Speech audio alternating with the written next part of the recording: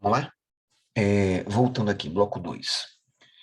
Vamos iniciar esse bloco aqui falando sobre uma inserção que foi feita no parágrafo primeiro do artigo 33, que trata das condutas equiparadas ao tráfico de drogas. Não é equiparada a hedionda, é conduta equiparada a tráfico. E se é equiparada a tráfico, acaba também diretamente sendo equiparada a hedionda, mas não é o que estou focando nesse momento, tá? É, a Lei 13.964, ela inseriu o inciso 4 no parágrafo primeiro do artigo 33.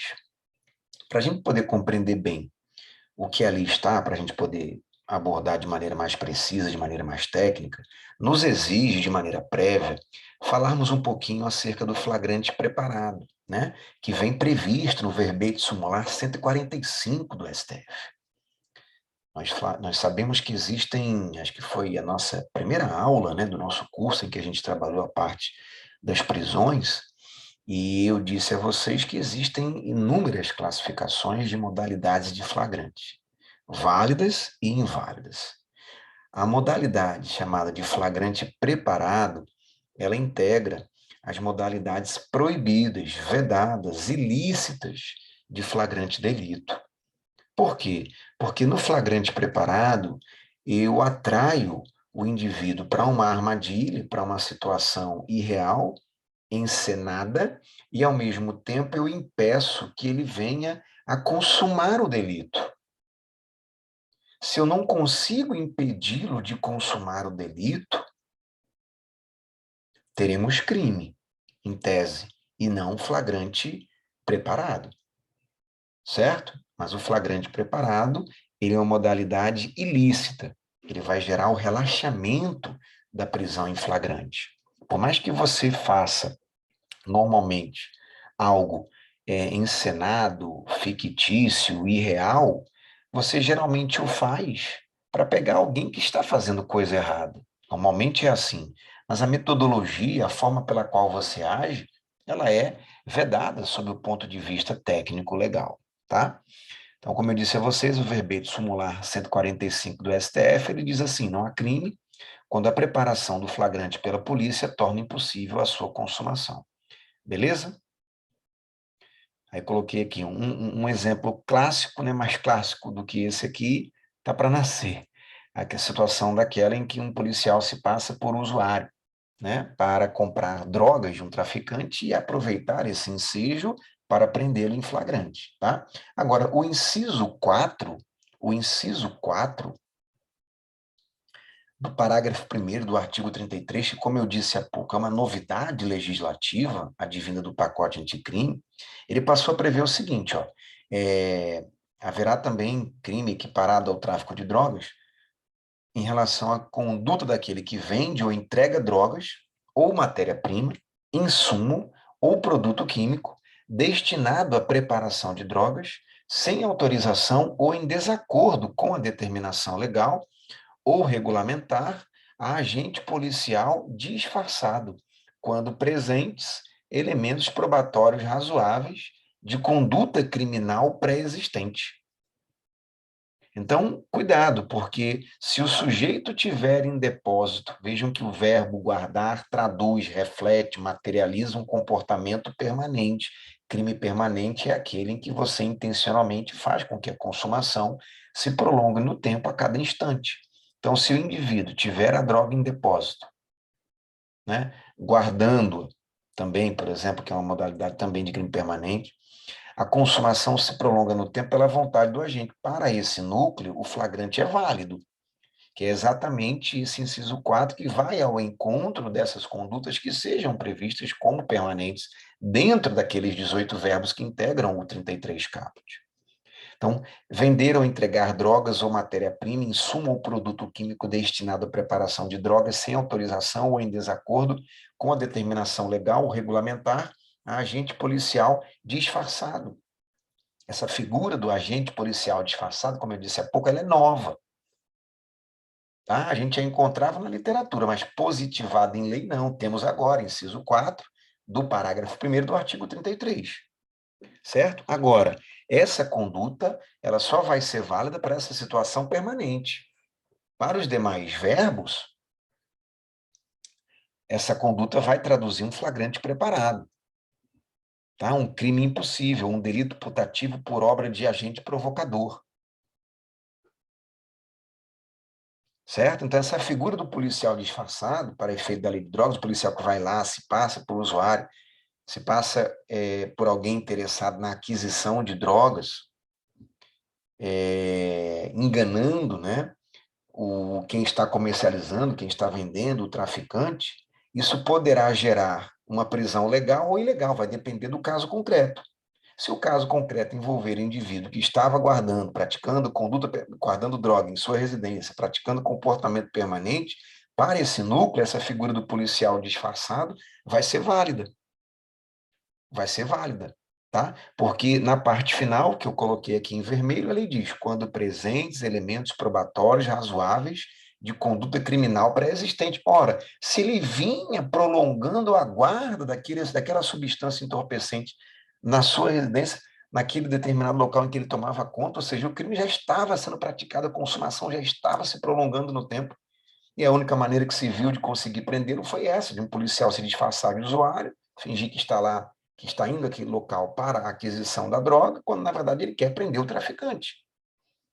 Tá? Então, se houvesse, se já tivesse, né, se estivesse em andamento uma conduta criminal permanente em relação à droga, o que é mais comum no verbo guardar, essa figura do policial disfarçado não vai gerar, tá, uma prisão em flagrante ilegal, porque nós não teremos aí o chamado flagrante preparado. Então, cuidado, porque esse inciso 4 ele vai se envolver para aquela conduta prevista no 33 como permanente, tá? No 33 caput como permanente.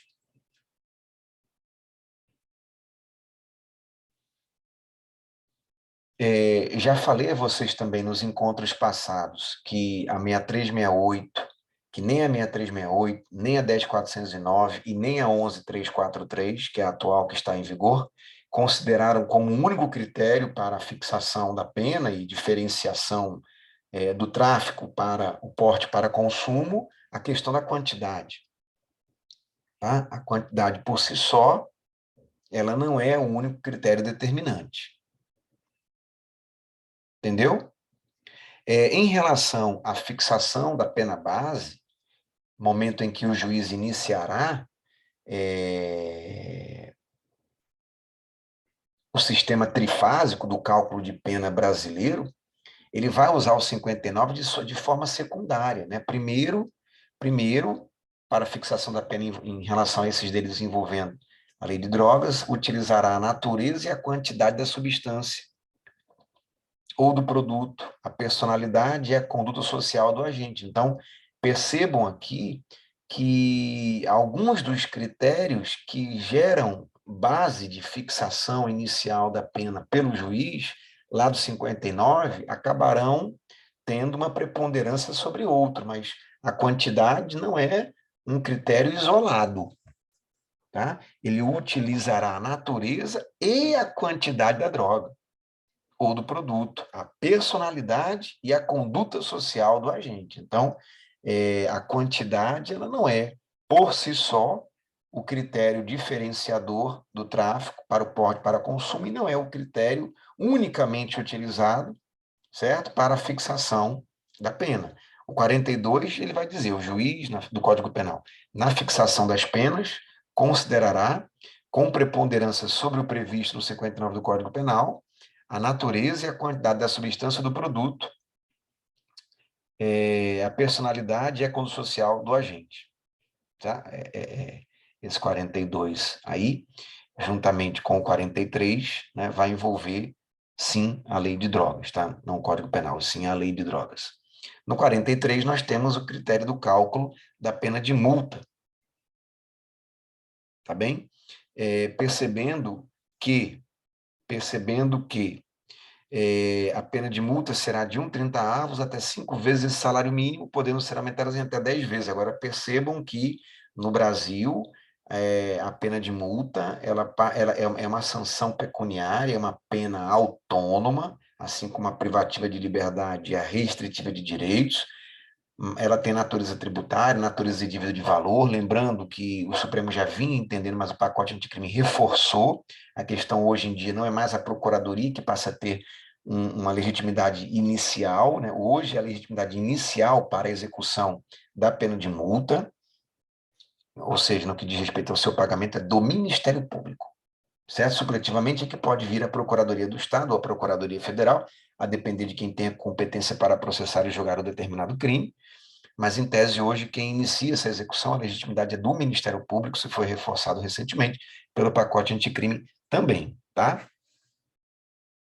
Então, o juiz, artigo 42 da Lei de Drogas, na fixação das penas, considerará, com preponderância sobre o previsto no 59 do Código Penal, a natureza e a quantidade da substância ou do produto, a personalidade e a conduta social do agente. Então, é como se ele afastasse um pouquinho a questão da motivação, o papel da vítima, né? A questão da culpabilidade, tá bem? Então, a lei de drogas, ela estabelece uma priorização aos critérios do 59 para a fixação da pena, né? O 59 acaba sendo usado de maneira secundária, porque lendo o 59, a gente passa a achar, pelo menos a priori, ou de maneira leiga, que todos os critérios que basilarão, que irão basilar o juiz na fixação da pena, estão sempre no mesmo patamar e deverão ser sempre, todos eles, observados. E, em tese, não é necessariamente assim, tá bem? Não é necessariamente assim. Vejam que o próprio 42 da Lei de Drogas está afastando um pouco a totalidade do 59 do Código Penal. Lembrando que o nosso critério é um critério trifásico, pena base, né? 59 do Código Penal, agravantes e atenuantes, na agravante 61 e 62, atenuante 65 e 66, lembrando que o 66 ele traz a chamada circunstância atenuante nominada, e finaliza com as causas de aumento e diminuição da pena, lembrando que nas causas de aumento e diminuição é que o juiz poderá, ao fixar em definitivo a pena, ir além do máximo ou estabelecer um quantitativo de pena aquém do mínimo. Tranquilo? Prolongando aqui, vamos falar agora do 33, parágrafo 4º, chamado tráfico privilegiado. Diz a lei que nos delitos definidos no caput, no parágrafo 1º deste artigo, as penas poderão ser reduzidas de 1/6 a 2/3, proibida a conversão em penas restritivas de direitos, né? Por mais que seja um tráfico privilegiado, ele veda a conversão da pena de prisão em restritiva de direitos também para essa situação do tráfico privilegiado, desde que o agente seja primário, de bons antecedentes, não se dedique às atividades criminosas, nem integre organização criminosa. Tá? Temos um posicionamento do STF, no sentido de que é inconstitucional a proibição a essa conversão restritiva de direitos. A lei estabelece que é vedada, mas há um precedente do Supremo no sentido de que essa proibição é inconstitucional, porque, na verdade, ela deveria ser analisada caso a caso, por cada juiz competente, não de maneira priorística e igualitária, porque ninguém é igual a ninguém, pelo legislador, né? Entende-se, tanto em sede de doutrina, como jurisprudencialmente também, principalmente aí capitaneado pelo STF, que essa figura do parágrafo 4º do 33 não é equiparada à hedionda, tá? O parágrafo 4º não é equiparado à hedionda. A súmula 512 do SCJ, ela foi cancelada.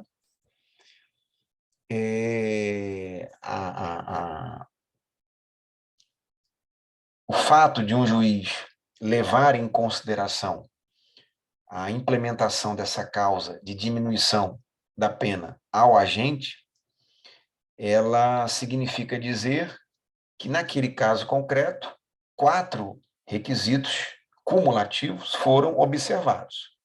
Se qualquer deles deixar de ser observado,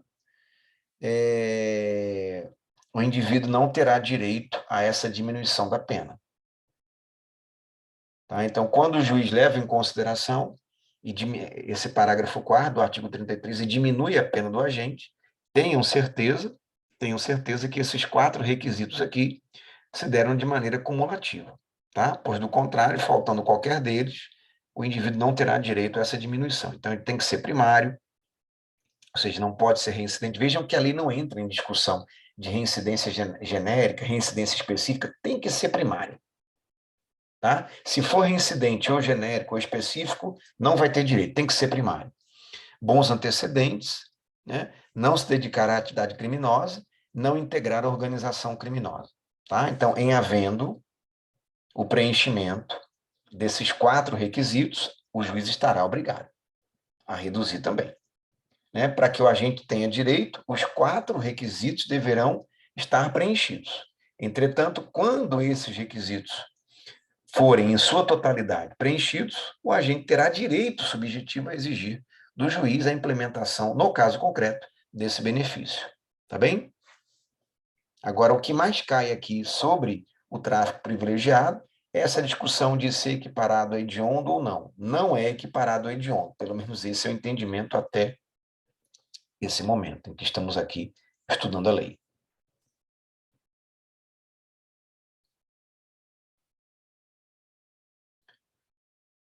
Isso acabou sendo positivado, né, pelo pacote anticrime, que passou a prever que, no parágrafo 5º do 112, que não se considera hediondo ou equiparado para os fins deste artigo o crime de tráfico de drogas previsto no parágrafo 3º do artigo 33 da Lei 11.343, né? O crime de tráfico de drogas previsto nessas condições do parágrafo 4º, chamado de tráfico privilegiado. Que a jurisprudência, há pouco, né, no bloco 1, a gente discutiu quais os crimes que são e que não são equiparados a hediondo, né? A questão das mulas, os carregadores de drogas, né? Trouxe essa situação aqui para a gente analisar. A mula integra uma organização criminosa? Quem carrega a droga, quem está levando a droga? Não necessariamente. A mula pode ser mero transportador da droga, tá? Nesse julgado aqui do STF, a primeira turma entendeu que a atuação dos pacientes na condição de mulas não significaria necessariamente que integrassem organização criminosa. Pode ter havido uma colaboração eventual, tá? Uma colaboração momentânea, certo? Se é momentânea, não é costumeira, ele não integra organização criminosa. Então, se ele atender os outros 3 requisitos, ele poderia ter direito, poderia ter acesso à diminuição da pena pela figura do tráfico privilegiado, no mesmo sentido também o STJ, ok?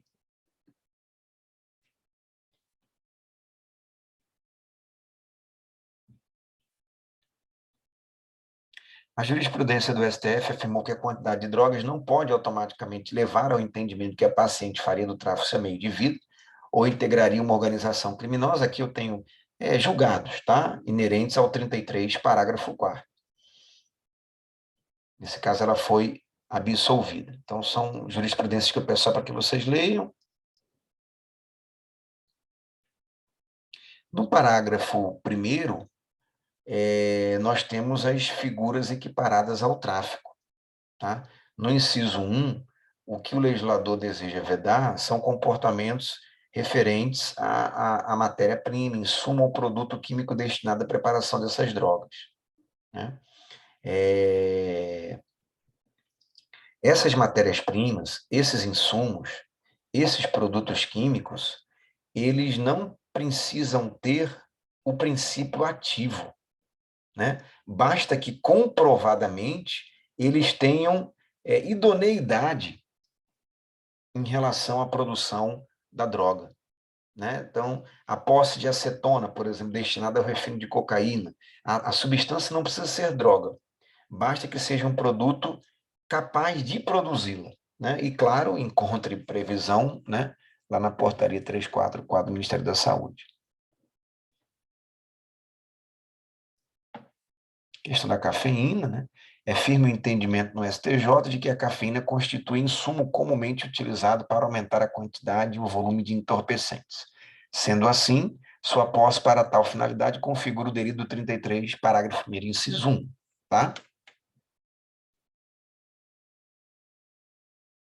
Ou seja, porque esses insumos, essas matérias-primas, não necessitam ser destinadas exclusivamente à preparação de drogas, tá? Mas se eventualmente atuarem no mesmo sentido, puderem produzir o mesmo resultado, aquela conduta também será considerada como proibitiva. No inciso 2, eu tenho aqui uma situação que não caracteriza comportamento equiparado a porte para consumo. Aqui não é em pequena quantidade para consumo pessoal. Aqui eu semeio, eu cultivo, ou eu faço a colheita sem autorização ou em desacordo com determinação legal ou regulamentar de plantas que se constituam em matéria-prima para a preparação de drogas. Tá bem, gente? Se eu semeio, cultivo, eu faço a colheita de pequena quantidade para consumo pessoal, eu estou praticando uma conduta equiparada ao porte para consumo de drogas, o que não é o caso aqui. Aqui nós temos a questão que tem que ser vinculada, né? Não dá para a gente analisar esse inciso 2 do parágrafo 1º do 33 sem nos lembrarmos do 243 da Constituição, que fala da expropriação confiscatória, né? Expropriação de propriedades privadas pelo fato de serem destinadas ou estarem sendo utilizadas naquele momento para a plantação de substâncias psicotrópicas, por exemplo, né? Tem natureza confiscatória porque eu perco a propriedade e não recebo indenização em troca, né? Aqui é a supremacia do interesse público sobre o privado, porque o seu comportamento é rechaçado pelo Estado e coloca em risco a saúde das pessoas, né? Existem algumas discussões envolvendo essa temática da expropriação confiscatória no caso de drogas. Por exemplo, alcance da medida de expropriação. Alcança toda a propriedade, eu tenho um latifúndio, uma propriedade bem extensa, mas somente parte dela é utilizada para a plantação da substância entorpecente, plantação psicotrópica, né? Eu vou ter só aquela parte, até aquela parte utilizada como confiscada, eu perco a propriedade como um todo, alcança toda a propriedade rural. Tá? A responsabilidade do proprietário ela é subjetiva, porque nem sempre o proprietário estará sabendo do que estão fazendo, né, em sua propriedade. Exige-se o uso do bem para o tráfico de forma habitual? Não, um único uso já basta, desde que devidamente comprovado. Não há na jurisprudência e na doutrina majoritárias a exigência da habitualidade. Beleza? Que a gente encerra então mais um bloquinho, daqui a pouco a gente volta.